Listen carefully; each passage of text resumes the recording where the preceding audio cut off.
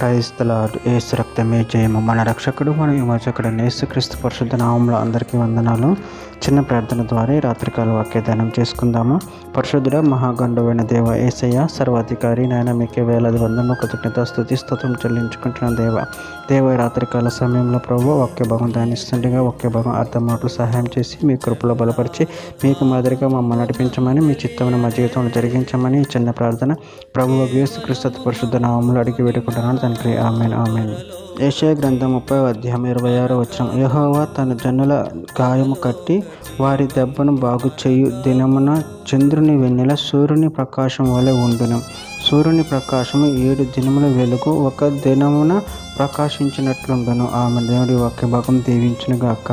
ప్రభునందు ప్రియులారా, మనం ఇక్కడ వాక్య భాగంలో గమనించినట్లయితే యెహోవా తన జనుల గాయము కట్టి వారి దెబ్బను బాగు చేయు దినమున చంద్రుని వెన్నెల సూర్యుని ప్రకాశం వలె ఉండును.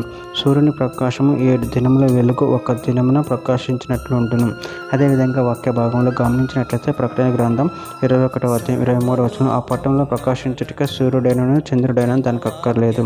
దేవుని మహిమయే దానిలో ప్రకాశించుచున్నది, గొర్రె పిల్లయే దానికి దీపము. ప్రకటన గ్రంథం 22:5 రాత్రికి ఎన్నడూను ఉండదు, దీపకాంతి అయినను సూర్యకాంతి అయినను వారికి అక్కర్లేదు.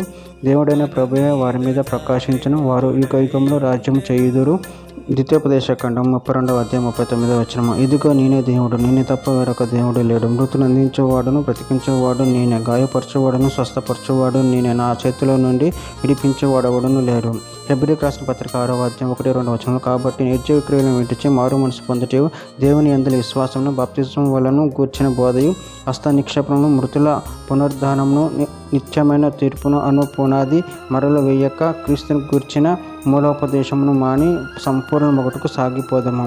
యెషయా గ్రంథం 11:9 నా పరిశుద్ధ పర్వతం అంతటను ఏ మృగమును హాని చేయదు, నాశనం చేయదు. సముద్ర జలములతో నిండి ఉన్నట్లు లోకం యెహోవాను గూర్చిన జ్ఞానంతో నిండి ఉండును.